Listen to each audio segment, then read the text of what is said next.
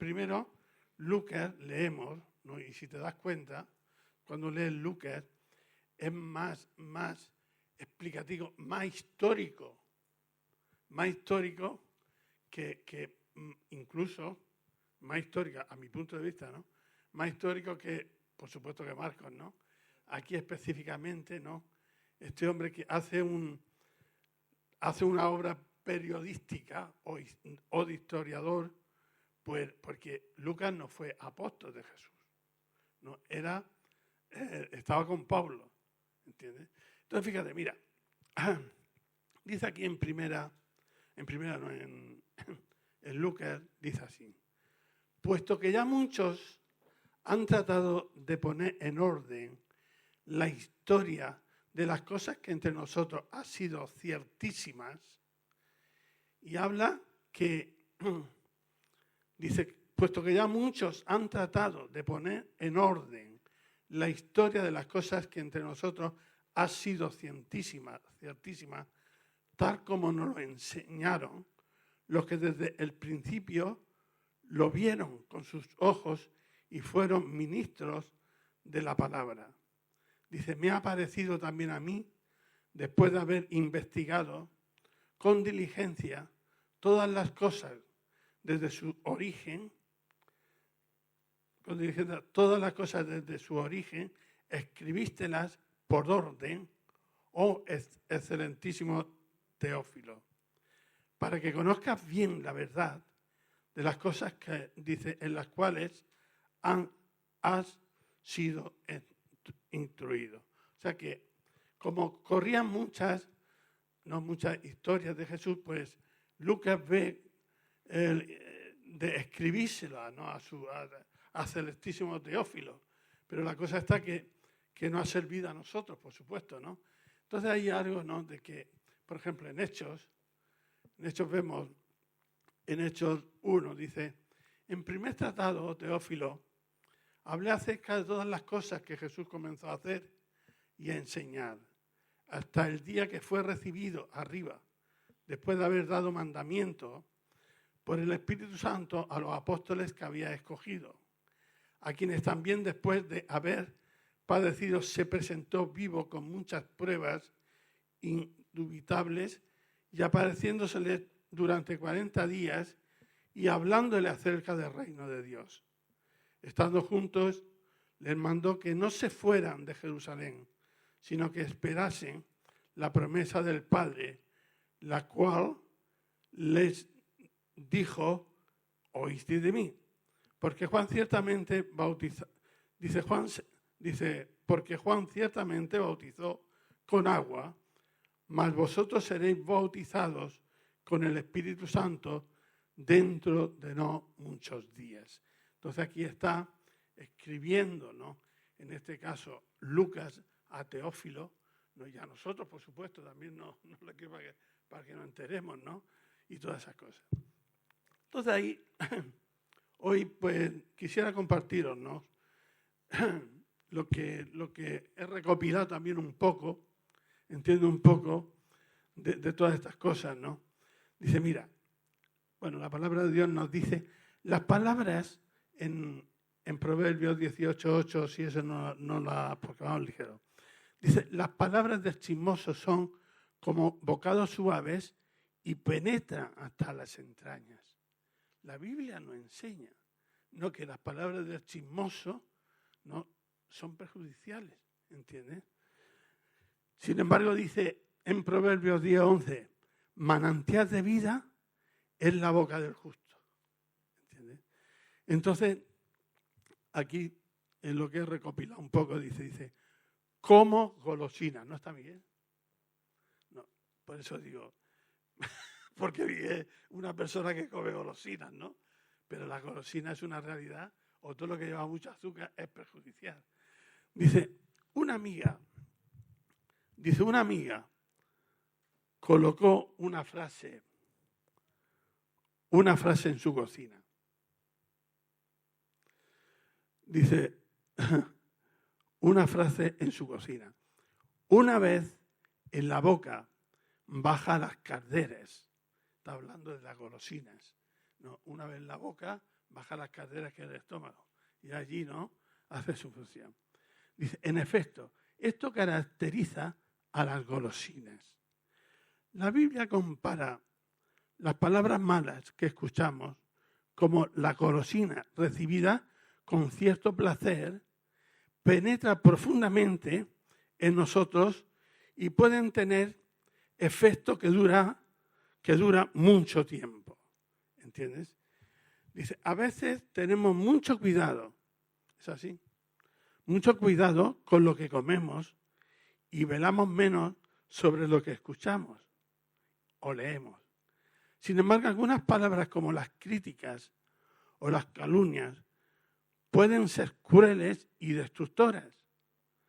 Dice, si tales palabras nos atraen, si logran captar nuestra atención e interés, dice, es porque en nuestros corazones hay una zona sobria donde se esconde el orgullo, la maldad, la amargura, todo lo que Dios llama pecado.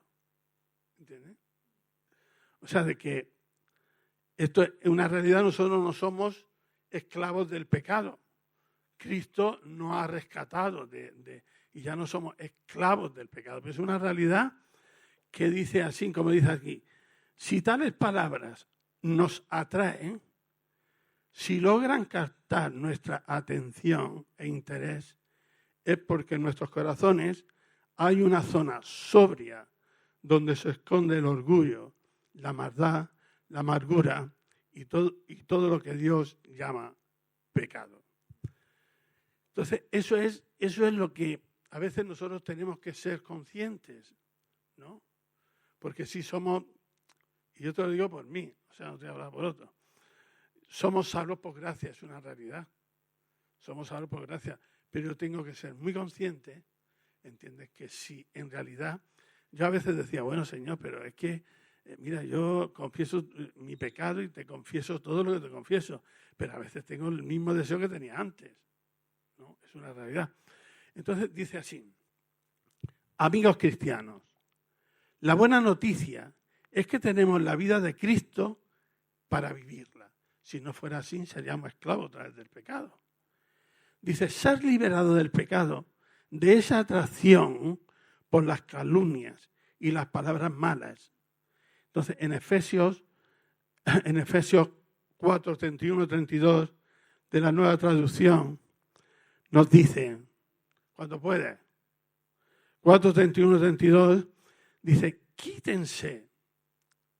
O ahí, bueno, aquí no, sí, esta es la Reina Valera, pero vamos a leerlo ahí. Líbrese de toda amargura, furia, enojo, palabras ásperas, calumnia y toda clase de mala conducta, ¿no? Entonces aquí dice, por lo contrario, bueno, sí dice sí, por lo 31, líbrense. Cuando captamos que esa realidad está en nosotros, ¿no? ¿Entiendes? Podemos decir, Señor, líbrame. O incluso poder y estar, no, pues poniéndote garbanzos en las rodillas para hacerte daño a través de cosas. Pero lo que nos está diciendo es a nosotros que no somos esclavos del pecado, que tenemos nuestra voluntad y que tenemos el Espíritu Santo en nosotros, es líbrense de toda amargura, furia, enojo, palabras ásperas, calumnias y toda clase de mala conducta. Aquí en Reina Valera dice así, dice, quítense de vosotros toda amargura, enojo, ira, gritería, maledicencia y toda malicia. Antes ser benignos unos con otros, misericordiosos, perdonando unos a otros, como Dios también os perdona a vosotros en Cristo. Lo que hemos leído. Ahora en el 32 dice en la Nueva Traducción. Dice, por el contrario, sean amables unos con otros, sean de buen corazón y perdónense unos a otros, tal como Dios los ha perdonado a ustedes por medio de Cristo. Amén. Dice, si sabemos algo malo de alguien, recuerdo ahora mismo, no sé decir exactamente lo que decía Fernando. El pastor Fernando decía, y lo bueno de los demás. Dice, si sabemos algo malo de alguien, callémoslo. Si sabemos algo bueno de alguien, digámoslo. En vez de criticar a alguien, acerquémonos a él, hablemosles con amabilidad y cariño y sobre todo hablemos a Dios de los que nos rodean para poder hablarle de Él. Amén. Seguimos leyendo. Vamos a ver en Filipenses 2, 5, 11, hasta el 11, pónmelo.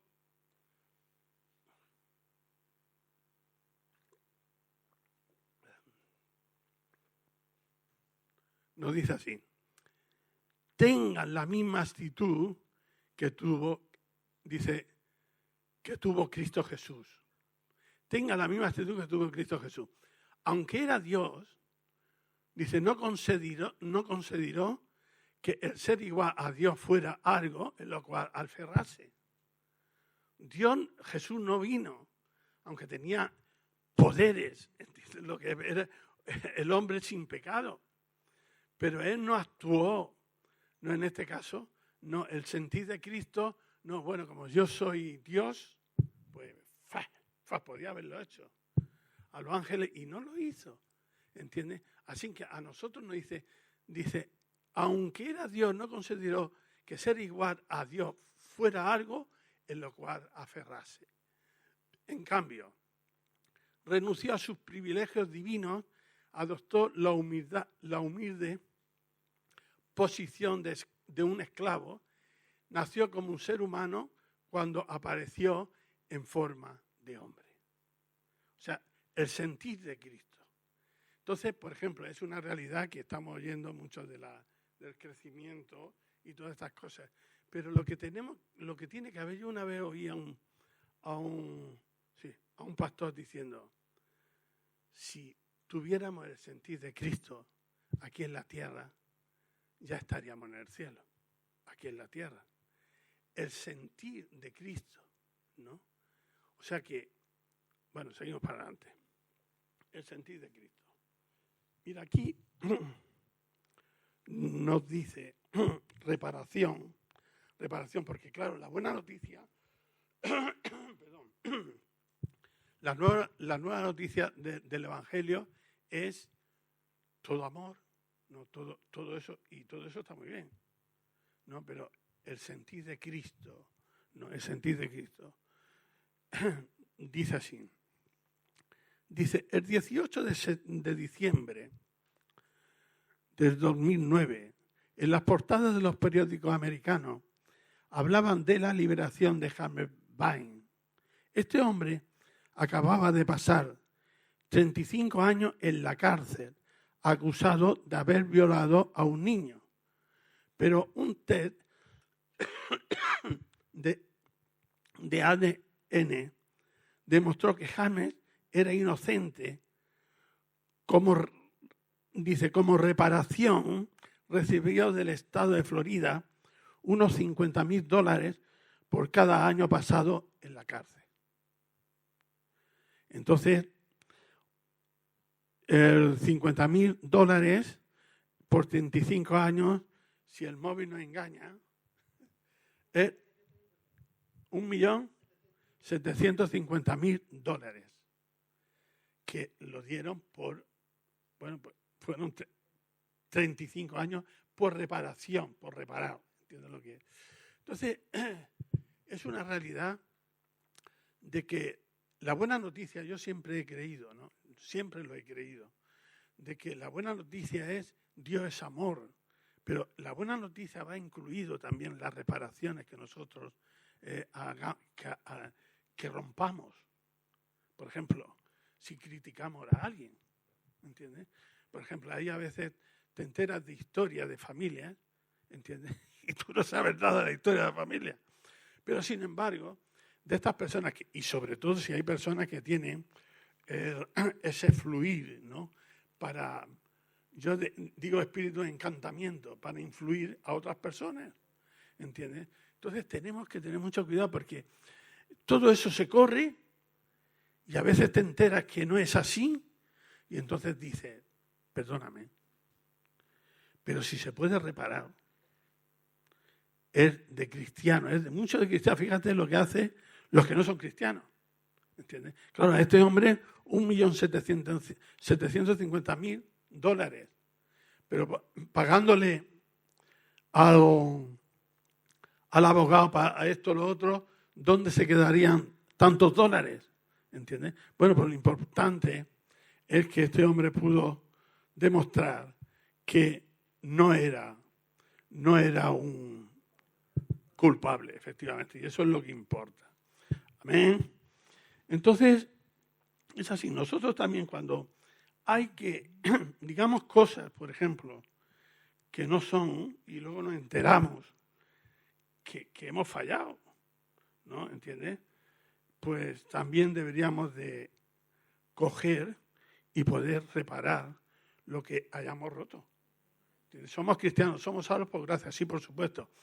Todo lo que tú quieras, pero tenemos que reparar lo que se ha destruido o lo que se ha roto, ¿entiendes? Mira, en Deuteronomio 17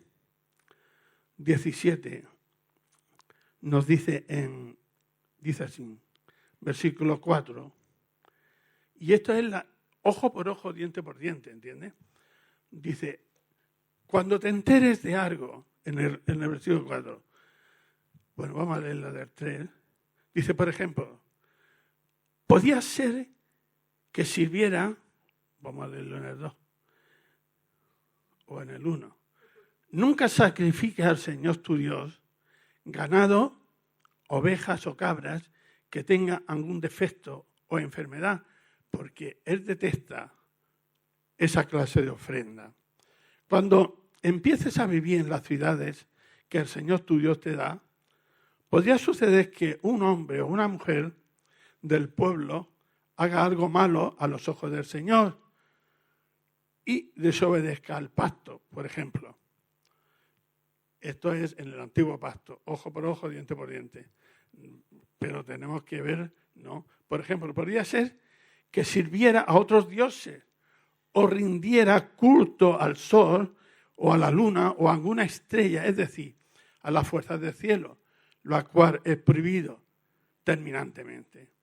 Dice en el 4, cuando te enteres de algo así, investiga el asunto a fondo. Investiga. Lo que hizo Lucas fue investigar, ¿entiendes? No simplemente por lo que te digan, sino investigar a fondo. Y más si es para, dice, cuando te enteras de algo, investiga el asunto a fondo. Si resulta cierto que se ha cometido ese acto detestable en Israel, entonces llevarás al hombre o a la mujer responsable de esa maldad hasta la puerta de la ciudad y lo matarás a pedradas. El antiguo pacto, ¿no? A pedradas. Sin embargo, dice, nunca le quites la vida a nadie por el testimonio de un solo testigo.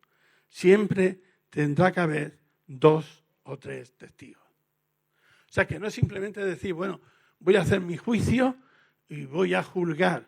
Bueno, eso en el antiguo pacto, pero también en el nuevo pacto, Mateo, vamos a ver Mateo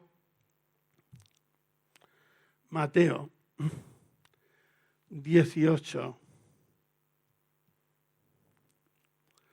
16, dice, bueno, y esto también es muy importantísimo, dice, ¿cómo corregía a un creyente en el nuevo pacto en la iglesia? Si un creyente peca contra otro, dice, si un creyente peca contra ti, háblale en privado y hazle ver su falta. Si te escuchas y confiesa el pecado, has recuperado a esa persona. Pero si no te hace caso, toma, dice, a 1 o 2 más contigo, vuélvele a hablarle para que los 2 o 3 testigos puedan confirmar todo lo que diga. Puedan confirmar. Si fíjate que no es simplemente decir, bueno, yo me he enterado, yo voy a... No, diligentemente. 2 o 3 testigos. Esto es en el nuevo pacto, como dice. Pero si no te hace caso, toma a 1 o 2 más contigo, vuelve a hablarle para que los 2 o 3 testigos puedan confirmar todo lo que diga. Amén. Bueno, no quisiera liaros mucho, pero vamos para adelante.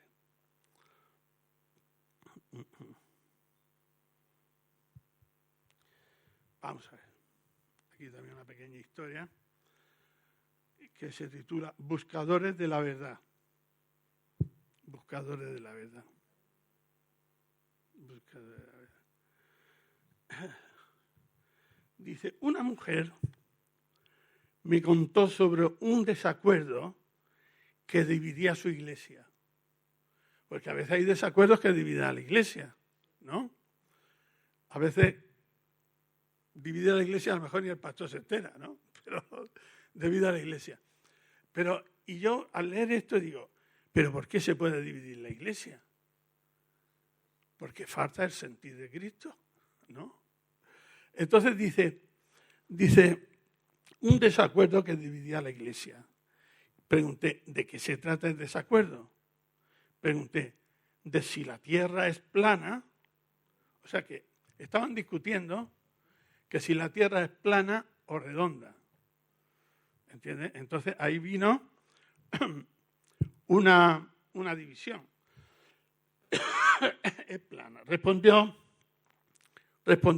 meses después, un hombre cristiano entró armado a un restaurante para rescatar a unos niños que supuestamente eran abusados en la trastienda.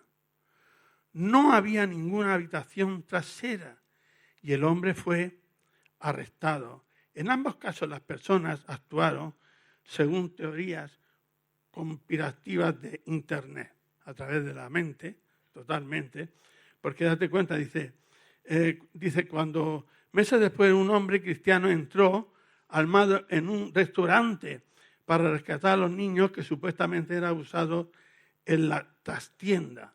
La trastienda, una habitación, en este caso, detrás de la tienda, no se le llama trastienda. Dice, y no había ninguna habitación trasera y el hombre fue arrastrado. En ambos casos, las personas actuaron según su teoría conspirativa de Internet. Dice, los creyentes en Jesús son llamados a ser buenos cristianos, ¿no? Entonces, en Romanos 13, 1, 7, nos explica,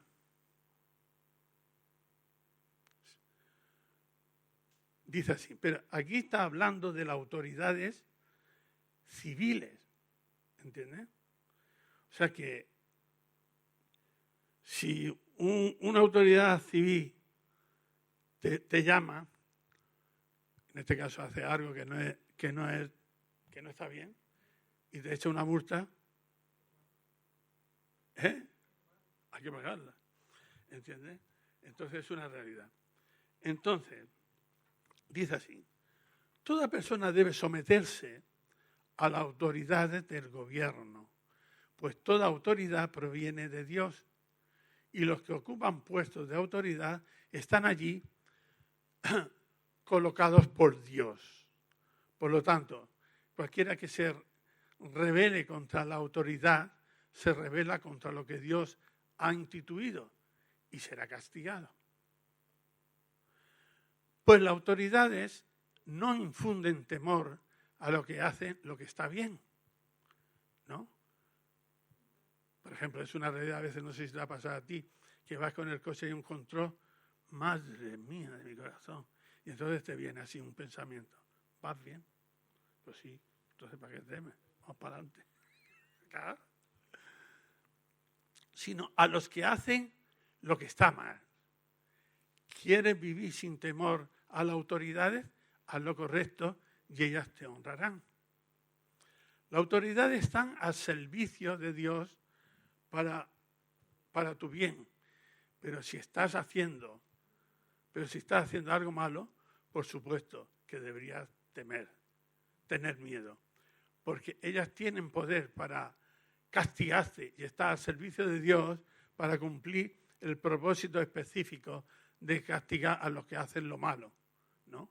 Por eso tienen que someterte a ellas, no solo para evitar el castigo, sino para mantener tu conciencia limpia. Porque esas mismas razones también paguen sus impuestos, ¿no? Pues los funcionarios de gobierno necesitan cobrar sus sueldos, ellos sirven a Dios con lo que hacen. Entonces es una realidad. Nosotros, si evadimos impuestos, bueno, yo creo que los que cobran sueldo fijo, ¿no? Y más ahora que estamos jubilados, poco podemos evadir, pero puede ser. Pero tenemos que ser conscientes que lo que paguemos, ¿no? Pues es para el sostenimiento de estas autoridades. Y entonces, en este caso, los cristianos debemos ser los primeros, los ciudadanos modelos en este aspecto.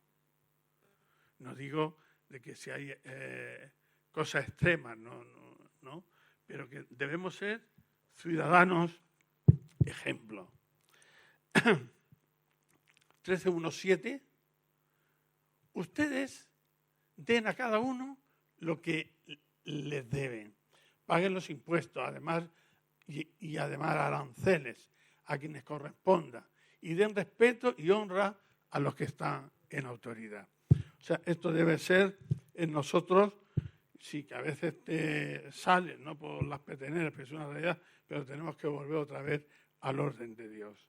Y sobre todo al orden de Dios se vuelve sintiendo el sentir de Cristo. Si no, es imposible. A través del Espíritu Santo, sintiendo el sentir de Cristo. Dice, los creyentes en Jesús son llamados a ser buenos ciudadanos. Y los buenos ciudadanos no difunden información equivocada. En la época de Lucas circulaban muchas historias sobre Jesús. En lugar de transmitir todo lo que escuchaba, Lucas hizo un trabajo de periodismo, investigó todas las cosas desde su origen, escribió sus hallazgos en un evangelio que contiene nombre y cita y datos históricos basados en los relatos del testigo fidedigno en lugar de afirmaciones sin verificar, ¿no? Como que está en una tienda, no que está en la trastienda de ese bar o cualquier cosa, ahí lo están haciendo, están violando a los niños y así, cosas así, que entonces, claro, eso te mueve, tienes que tener la sangre muy fría, te mueve, pero claro, nosotros tenemos que ser conscientes como cristianos, ¿no? Y no decir, bueno, pues allá, tampoco decir, bueno, pues allá, que para eso están las autoridades, no. Si podemos investigar, pero que sea con causa, ¿entiendes? Es así. Entonces, hoy podemos hacer lo mismo con la información falsa. Puede dividir a la Iglesia y poner vida en riesgo. Verificar los datos es una manera de amar al prójimo. Esto trae credibilidad al Evangelio. Después de todo, adoramos a aquel que está lleno de verdad. Entonces, es así, pasa que nosotros los cristianos, como dice la Biblia, nuestro sí es sí y nuestro no es no. O sea que el hecho de antes tú hablabas con alguien y hacías así. Bueno, yo en mis años, sinceramente, eso no lo he conocido mucho, pero sí más que decir sí, sí y ya está, ¿entiendes? Pero se chocaban la mano y era una firma, más que una firma, ¿entiendes? Oír la palabra, exactamente. Hoy en día, desgraciadamente, no es así. Amén. Seguimos para adelante.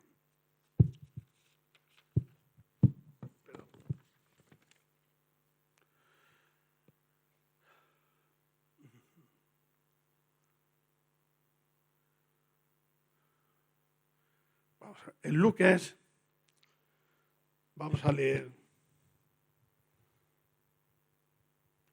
Lucas 19, 1, 10. ¿Quién sabe la historia de Zaqueo?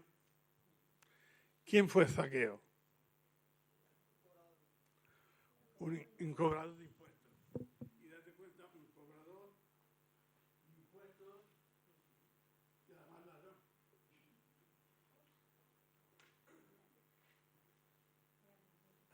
Pero date cuenta que cuando Jesús lo vio a Zaqueo, la historia en Zaqueo cambió rotundamente. Mira,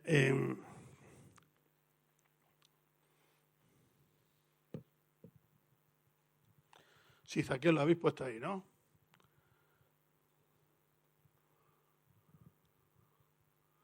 Perdón un momentico.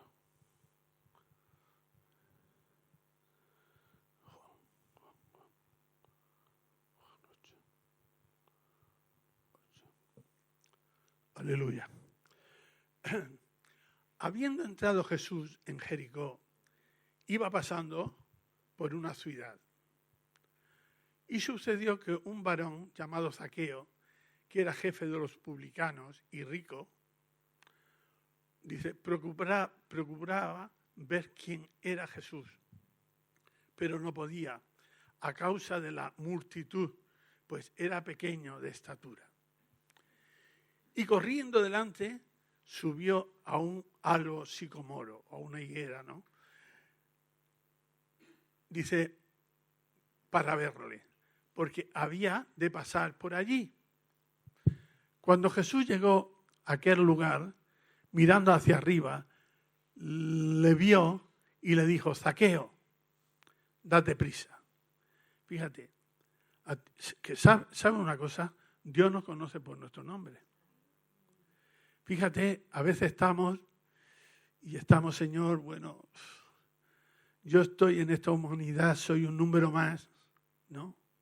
Soy un número más que hago yo aquí en este. Soy indiferente porque soy, y más si tienes complejo, ya no quiero parte, ¿entiendes? Pero Jesús conoce nuestro nombre. Fíjate, y le dijo, Zaqueo, date prisa, desciende porque hoy es necesario que pose yo en tu casa. Entonces descendió a prisa y lo recibió gozoso. Al ver esto, todos murmuraban diciendo que había entrado a posar con un hombre pecador. Dice, entonces, fíjate, dice el Señor, bueno, eso es lo que dice, entonces Zaqueo, puesto en pie, dijo, Señor, he aquí, la mitad de mis bienes doy a los pobres, y si en algo he defraudado a alguno, se los devuelvo cuadruplicado. Bueno, cuatro veces. Entonces la cosa está de que cómo actuó Zaqueo. Zaqueo actuó que la mitad de los bienes y en este caso aquí tenía una oportunidad, el que sabía que había sido defraudado, pues podía decir, Zaqueo, pues tú tanto más defraudado, comprobándolo, ¿no? Tanto, y estaba, pues, se quedaba sin un duro, si era menester, pero había encontrado al Señor. ¿Qué impresión le daría simplemente la palabra Zaqueo? ¿No? Sabes que el Señor te conoce por tu nombre. En esta noche, debes de preguntarte, ¿no? De decir, Señor, tú me hablas por mi nombre.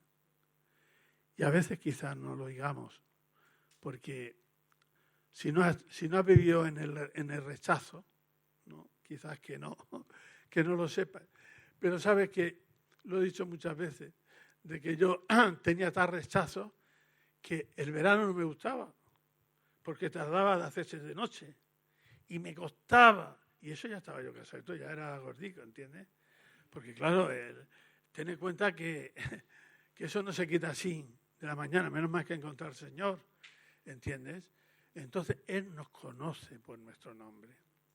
Entonces cuando yo supe Ramón, y todo eso no es de la noche a la mañana, todo en el Señor, sino es un proceso de nacimiento, de crecimiento, ¿no?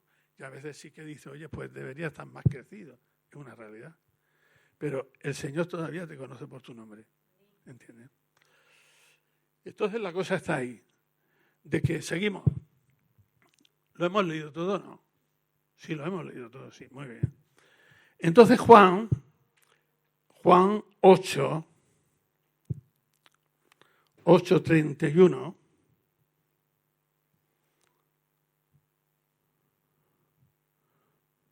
Juan 8:31 o 30.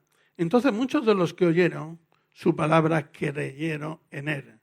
Jesús le dijo, los que creyeron en él, ustedes son verdaderamente mis discípulos si se mantienen fieles a mi enseñanza. Conocerán la verdad y la verdad los hará libres. Es una realidad que cuánto, ¿no? Hemos conocido, como he dicho, de mi complejo, ¿no? De tantas cosas, de la niñez. Pero os digo la verdad, pero es que ahora, siendo ya, que voy a cumplir el 74, a veces digo, Señor, ¿pero dónde estaba todo esto metido? O sea que tenemos que ir reconociendo nuestra verdad hasta que estemos con el mismo Señor. Ahora dice, conoceréis la verdad y la verdad los hará libres. Entonces, estos judíos dijeron, nosotros somos descendientes de Abraham. Le respondieron, nunca hemos sido esclavos de nadie. ¿Qué quiere decir con los hará libres? Entonces, estos sí conocían que eran, en este caso, que tenían el padre Abraham. Pero la muestra, la enseñanza, es que un verdadero Abraham, digo en este caso hijo de Abraham, tenía que hacer lo que hizo Zaqueo. Nosotros, no como discípulos de Jesús, hacer en este caso las obras de Jesús. Somos salvos por gracia, pero también hacer las obras de Jesús, lógico. Dice, Jesús contestó y les dijo, la verdad, todo el que comete pecado es esclavo del pecado. Entonces, por eso digo que no somos esclavos del pecado. Él nos ha rescatado. Pero como hemos dicho en un principio, hay algo sobrio en nosotros. Dice, si tales palabras nos atraen, si logra captar nuestra atención e interés, es porque en nuestros corazones hay una sombría donde se esconde el orgullo, la maldad, la amargura, todo lo que Dios llama, en este caso, pecado. Y claro, todo eso, pues tenemos que confesarlo. Y como hemos leído en Efesios, quítense. Señor, quítame. No. Nosotros tenemos el Espíritu Santo en nosotros, tenemos la fuerza del Espíritu. Y sobre todo, reconocer, ¿no? Eso. Entonces, así que dice así Jesús, así que si el Hijo los hace libres, ustedes son verdaderamente libres. Amén. Amén. Ya por último vamos a leer algo. Dice así, Dios te conoce. Dios te conoce. Y yo creo que sería bueno de que cogiéramos personal. Dios me conoce, ¿no? ¿Conoce a Zaqueo? Zaqueo, sí, la gente de allí conocía. Y fíjate, cuando Jesús entró a la casa, aquellos murmuraban, decían, ¿qué hace este hombre, este profeta, ahí metido con Zaqueo? ¿No? Un sinvergüenza. ¿Entiendes? Pero mira, dice, toda la vida de Zaqueo, búscame ponlo ahí, el Isaías 49, 15, 16. Dice, toda la vida había sido ridiculizado y rechazado, primero por su apariencia y luego por su vida pecaminosa. Pero Jesús hizo más que solo mirarlo. Al llamar a Zaqueo por su nombre, Jesús demostró que lo conocía. Dice, imagina la sorpresa que debe haber sentido Zaqueo. ¿Cómo supo Jesús su nombre? Dios no solo sabe dónde estás, también sabe quién eres y sabe lo que está pasando, por qué está pasando por eso y cómo te sientes. Yo creo que esta noche esto lo podemos coger personal, ¿no? Personal. No decir, date cuenta que cuesta menos trabajo de cuando viene una bendición, decir, eso es para mí. Pero sin embargo, pues cuando se dice cualquier cosa de exhortación, eso es para este de aquí al lado, ¿entiendes? Pero sí, pero date cuenta, debemos de coger, ¿no? Esto tomarlo como algo personal. Entonces dice así, dice, Dios no solo sabe dónde estás, también sabe quién eres. Él sabe lo que está pasando, porque estás pasando por eso. ¿Cómo te sientes al respecto? Él te conoce mejor de lo que tú conoces, te conoce a ti mismo. Él se preocupa por ti personalmente. Por ti, aunque a veces los oídos digan, no me lo creo. Sí te lo crees. Debes de creértelo personalmente. ¿Sabes que el nombre Zaqueo significa puro? Eso es lo último que se te viene a la mente cuando piensas en un funcionario corrupto del gobierno. Era todo menos puro. Sin embargo, Jesús, llamando a Zaqueo por su nombre, estaba diciendo, oye puro, hoy voy a tu casa. Jesús estaba afirmando lo que vio, no lo que era Zaqueo. Eso también es muy importante. Dice, oye puro, hoy voy a tu casa. Jesús estaba afirmando lo que vio en Zaqueo, lo que vio, esa visión, ¿no? Lo que vio. Ahora, Zaqueo, antes de su arrepentimiento, antes de lo que hizo Zaqueo, era un cobrador de impuestos. Pero Jesús no lo que era Zaqueo.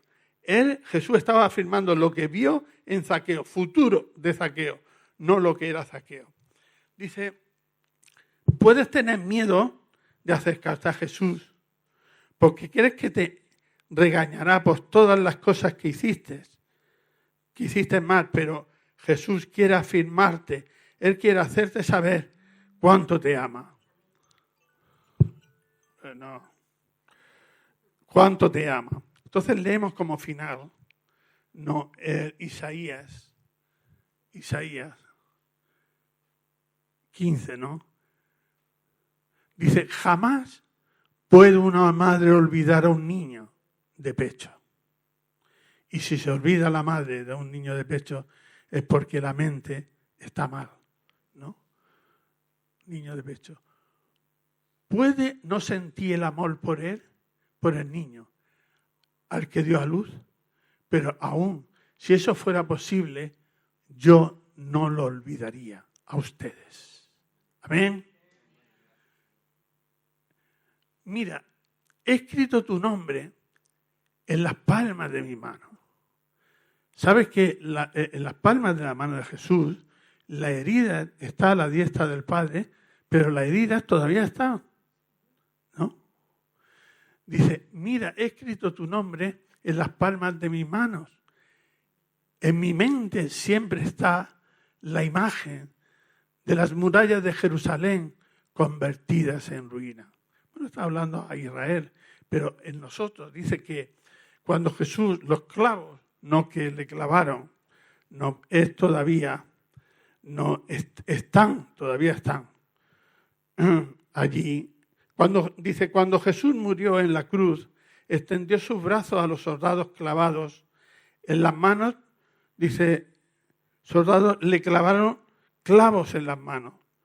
Tu nombre fue grabado allí.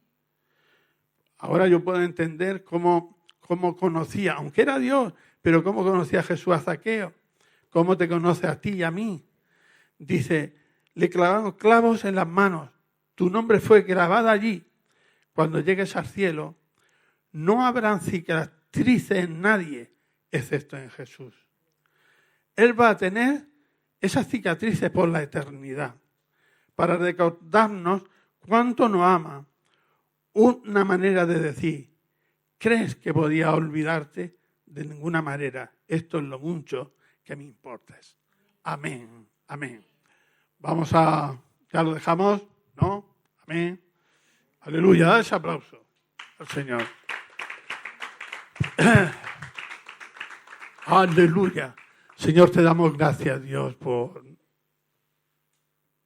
Señor, por esta meditación.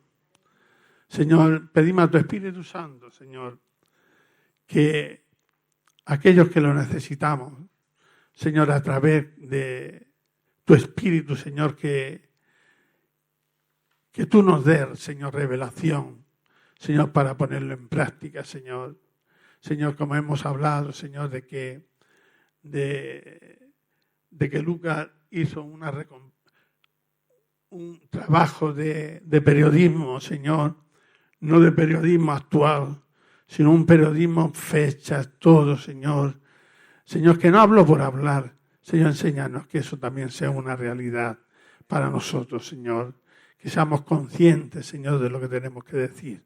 En el nombre de Jesús. Amén, amén y amén.